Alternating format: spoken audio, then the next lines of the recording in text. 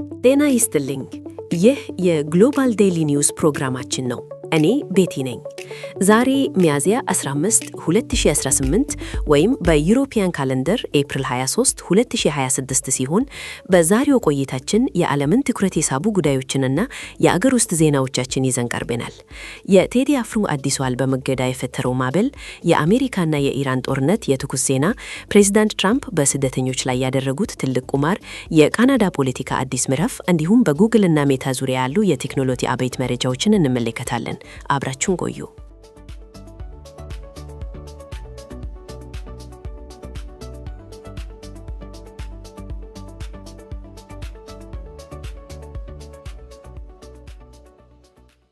ወደ ቀዳሚ መረጃችን ስናልፍ በሀገራችን ኢትዮጵያ የኪነ ጥበብና ፖለቲካው መድረክ በአንድ አጀንዳ ተጠምዷል።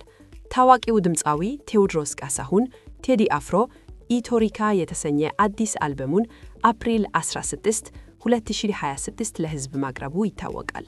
ሆኖም ይህ አልበም መንግስትን የሚተቹና የፖለቲካ ትችት አዘል መልእክቶችን ይዟል በሚል በመንግስት በኩል በይፋዊ መድረኮች እንዳይለቀቅ እገዳ ተጥሎበታል። ይህ እርምጃ በማህበራዊ ሚዲያዎች ላይ ከፍተኛ ቁጣን የቀሰቀሰ ሲሆን የመንግስትን የፖለቲካ አቋም በሚመለከት በርካታ ውይይቶች እየተደረጉ ይገኛሉ።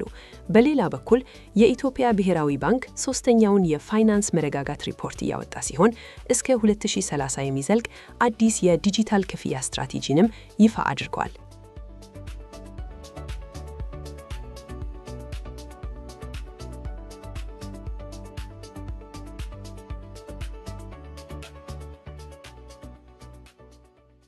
ወደ ዓለም አቀፍ ዜናዎቻችን ስንሻገር ትኩረታችንን ወደ መካከለኛው ምስራቅ እናደርጋለን።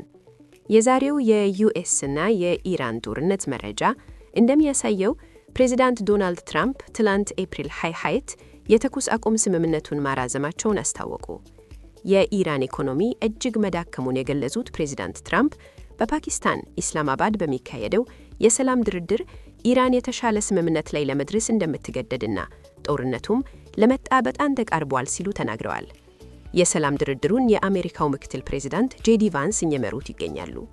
ይሁን እንጂ በሆርሙዝ ስትሬት ሌላ የንግድ መርከብ ላይ ጥቃት መፈጸሙ ውጥረቱ ገና ሙሉ ለሙሉ እንዳልረገበ ያሳያል።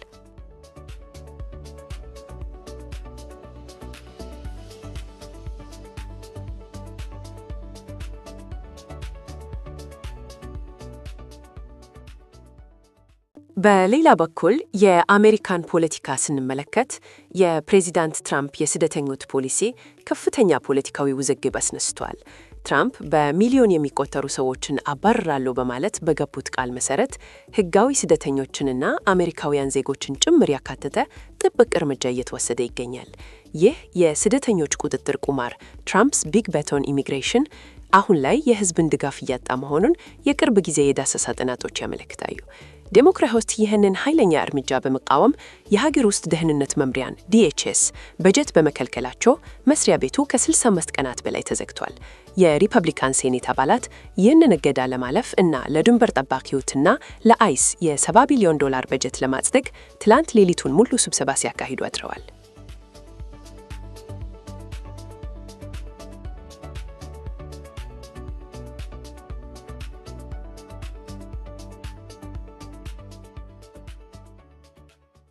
ወደ ሰሜን አሜሪካ ጎረቤት ስናልፍ በካናዳ ፖለቲካ ትልቅ ታሪካዊ ለውጥ ተመዝግቧል። ጠቅላይ ሚኒስትር ማርክ ካርኒ የሚመሩት የሊበራል ፓርቲ ተቃዋሚ የነበሩ የፓርላማ አባላት ወደ ራሱ በመሳብ እና በቅርቡ በአፕሪል 13 በተካሄዱ 3 ምርጫዎች በማሸነፍ አብላጫ ድምፅ ማጆሪቲ ገቨርንመንት ማግኘት ችለዋል። ካርኒ ይህን ድል ተከትለው ከአሜሪካ ጋር ለሚደረገው የኩስማ የንግድ ስምምነት ድርድር አዲስ አማካሪ ኮሚቴ አዋቅረዋል። የትራምፕ አስተዳደር ከካናዳ ቅድመ ሁኔታዎችንና የመግቢያ ክፍያ እየጠየቀ መሆኑን ተከትለው ካርኒ አሜሪካ በካናዳ ላይ ፖሊሲን መጫን አትችልም በማለት ለኮንዘርቫቲቭ ተቃዋሚያቸው ጠንካራ ምላሽ ሰጥተዋል።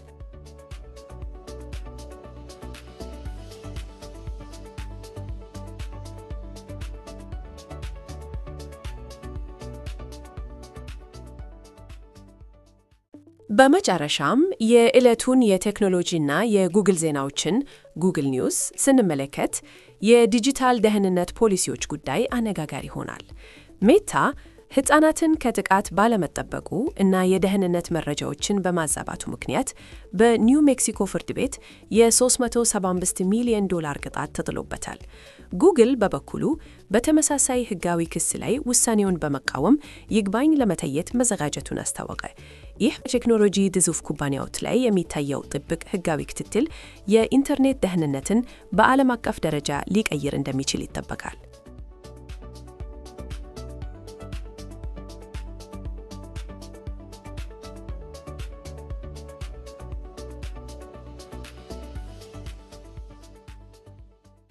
ለዛሬ ያዘጋጀላችሁ የግሎባል ዴይሊ ኒውስ መረጃዎች እነዚህ ነበሩ። እኔ ቤቲ ነበርኩ።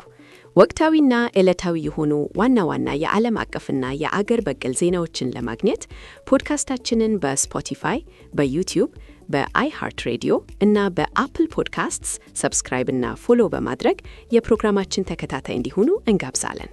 ከዝግጅቱ ጋር አብሬያችሁ የነበርኩት እኔ ቤቲ ነበርኩ። ለዕለቱ የነበረን ዘገባዎች እነዚህን ይመስሉ ነበር። በሌላ ጊዜ እስክንገናኝ ድረስ ለሁላችሁም ሰላምና መልካም ቀን እየተመኘሁ በዚህ እለያችኋለሁ። ቸር ሰንብቱ።